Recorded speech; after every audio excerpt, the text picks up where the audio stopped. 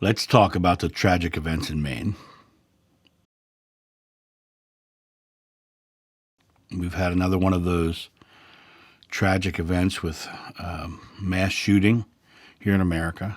And let's talk about a lot of that. But before we get into that, let's take a few moments to send our love, intention, prayers, whatever way you personally do it on your spiritual journey. Let's just take a moment of silence to send loving intention not only to the people who were killed, the people who were wounded, but for that entire community who've had such a fearful event happen, which has shaken their foundation. So let's send the intention for this. Let's also send loving intentions for Robert Card, who was the shooter. In times like this, we can get very angry and judgmental at him, but I'm sure he also had his own struggles he was dealing with, and we'll talk about some of that as well. But let's take this few minutes just to send our loving intentions in the way that we all do, in our own way.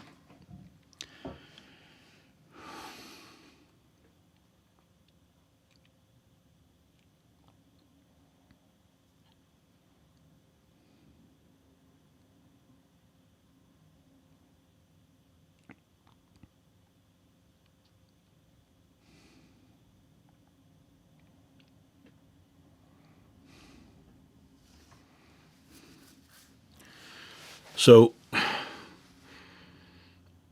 I know that when people put out loving intentions like that it does help and it does affect.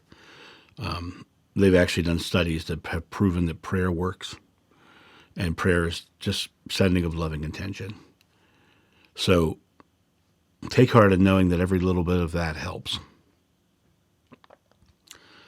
This whole event was a product of Robert Card's life experiences.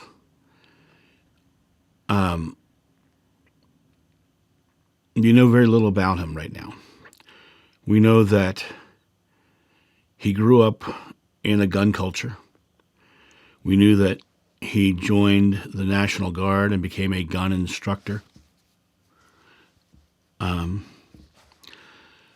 before we talk about that aspect of his life, where he did win many awards for good service and everything else, what brings someone up in a gun culture? What is the intention behind teaching someone to use assault rifles or to arm themselves or to have self-defense weapons in their homes? What is it in the culture that makes us do that? Fear.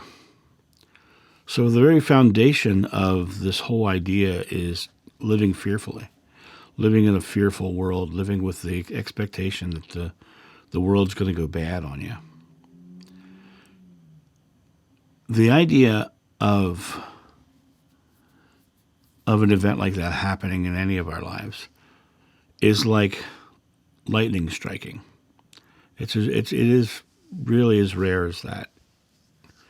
Now, it's been happening more and more in the United States, but the likelihood that any one of us at any given time are going to have that experience is actually a rare thing. Robert Card became the lightning. He became the thing that struck out. Being raised in a culture where you need to be afraid and need to have a gun next to your bed and that's all planning for fearful events. That's all focused on fearful things. Now, in many other videos, I've discussed the idea of what fear is. Fear is the illusion of the lack of love. Fear is the thing that makes us feel like we're not loved, feel like unloving things will happen. When you live your life in a situation of fear and anxiety, it builds upon you, it grows upon you. And those thoughts build upon themselves. Robert Card came to the place where he was, quote unquote, hearing voices, and he was having mental issues. Well, fear will break you down. And when you get lost in fear, when you get lost in anxiety, it becomes its own little energy, kind of. And I don't mean demons or devils. I mean, we get lost in fear. Lo that I walk through the valley of the shadow of death, I shall fear no evil, for thou art with me. Well, when you're fearing evil, you get lost. That whole psalm is about telling you don't have to get lost in fear, because I'm with you. God is with you. He got lost in his fear. Now, it always comes back to the idea of it's the fear of not being loved in some form. As Robert went on, the triggering event for this entire experience was a love relationship. They believe it was the breaking up with his girlfriend that triggered the final event, the loss of that love. And as Robert got more and more fearful, people began to notice that his mental state was slipping. Now, why they didn't lovingly intervene, although the National Guard did, they actually sent wellness checks and they had him checked into a mental hospital for a brief time. But it's not anybody's fault that he was able to convince them that he wasn't sick. My cousin Carlos, who was a good guy, he was not well, and he ended up committing suicide. But let's talk about that for a second, because he was an armored car driver, and in his first testing to get his firearm, to get his handgun, he failed. They told him he was dangerous with a gun. He went back and retested and answered the questions like they wanted him to answer, because he was a smart guy, and they gave him a gun, the gun that he eventually shot himself with. Fearful things will happen all over the world. And the key really is the eradication of fear. Buddha said the secret to enlightenment is the eradication of fear. The secret to a loving and peaceful world is the eradication of fear. The secret to not having any more mass shootings is the eradication of fear. To grow up with the concept that I need an assault rifle. There's no reason to need an assault rifle unless you're focused on bad, evil, nasty things happening, right? Unless you are in that state. And then you have the people who get so paranoid they fill their basement with water and food and guns because they're so focused on fearful things. The world can be such a loving place. But unless we all step up and start to love and stop fearing and the bravest thing in the world for someone who's a gun owner is to get rid of their guns. It shows true bravery to say, I'm living in a beautiful, loving world. It shows true bravery to set those things down. You don't need assault rifles unless you're planning to assault. You don't need high-capacity magazines unless you're trying to have enough ammunition to shoot a lot of things. There's no real reason for it. When I look at Robert Card, he was primed. He was primed to be fearful. He was given the skills to use the guns out of fear. He kept going down the road of fearful things. We don't know his whole story, but this is just from what's in the news I'm talking about. Then his girlfriend and he potentially broke up, and I'm not even 100% sure on that story, but that's the story that's out right now. And he lost love. So he was deep in fear. He was wandering through fear. He had his collection of guns because he was fearful. And then what's he fearful of? Losing love. And then he loses love. And it pushes him over the other side. His stability was lost. His mental stability was lost because he was lost in fear. Now that's the Robert Card side of this. on the Maine community side, it's tragic. It's tragic because these people were living their lives peacefully. Many of them, I'm sure, had their own fears and anxieties. But suddenly this large traumatic event, like a bolt of lightning, comes in and shakes up the very foundations of their community. It says this place where you live is not safe. This can happen anywhere. And when you look at the people talking on television, you see the angst and the anxieties and the fears and the loss of their loved ones. And you hear these amazing stories about people who tried to take the shooter down and lost their lives. That's bravery. But they shouldn't have to be brave. They shouldn't have to be brave. But the only way we can change this world and make these people not have the fear and anxiety in their own community is to start doing things to make sure this doesn't happen again. To start doing things that change the world. To start loving one another. To start absolutely setting down the things that are fear-based. You don't need an assault rifle unless you're planning on assaulting. You don't need high-capacity rounds.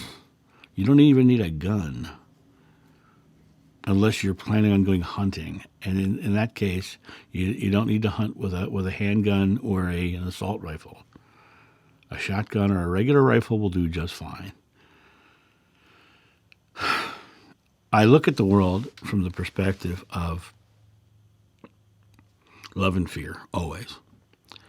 And when I look at the perspective of love and fear, I see this whole experience as fear run amok.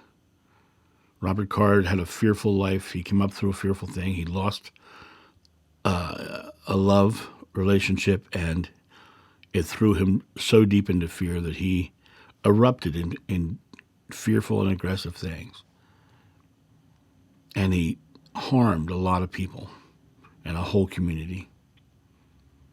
And he harmed all of us because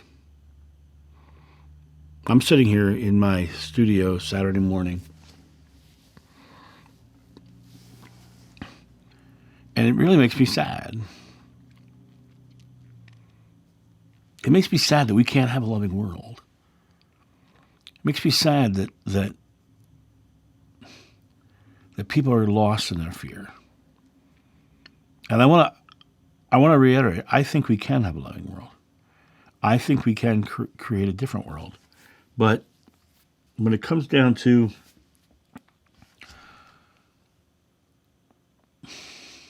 being loving,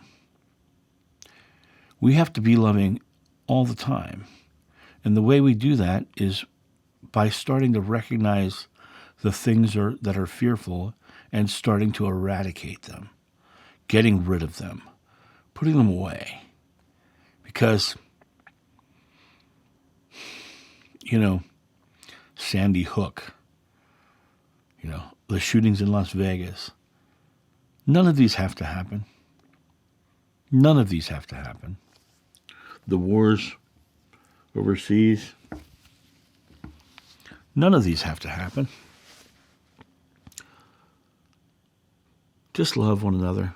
Make your part of the world so bright that people around you feel safe. Help them make other people feel safe. Do the things you can do to love one another. Help people understand that playing frisbee on the beach is better than shooting at the gun range. Doing something that's more loving, more caring, more wonderful. See that person on the side of the road, give them $10. It doesn't matter. They need something. However they spend it, that's fine. The gesture of giving is enough. It's enough. What would have happened if Robert Card, growing up, was taught that he could do beautiful art? Was shown that he didn't need to be afraid of a world around him? What would happen if because of that love you showed Robert Card, he never touched that community. That community would not have the fears and the anxieties that they have today. Just by simply being loving and doing the loving things in life. And we can't change the past. It's happened.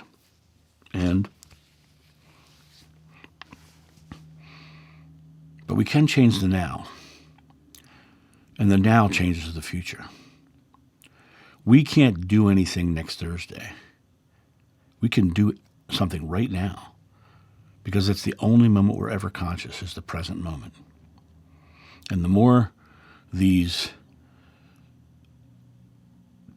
people who are into the love of money and are getting funding from organizations that are promoting fear, anxiety, and all of the tools of fear and anxiety are in power, then we're going to end up with just more of the same. This is the moment. This is the moment to stop it. Let's get active. Let's get active, and let's create the love movement. Let's create the love party. Let's get rid of Republicans and Democrats, and let's have a love party. And I like the fact that the word party's there. Let's make love a party so that people who are fearful can let go of their fears and have fun. This is my thought on what happened this past few days, and I've been kind of sitting on it and feeling it, and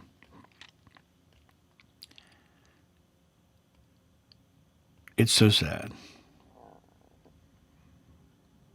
But we can change it, and we can change it right now. So let's everyone jump onto the love party, and let's go out there and create something beautiful. Let's show someone that they don't have to be fearful. Let's be the love and the joy that they're attracted to, rather than the fear and the anxiety that they're arming themselves against. You guys have a beautiful and loving day, and spread that beautiful, loving day to everybody you see. You guys have a great day. I'll talk to you soon. See ya.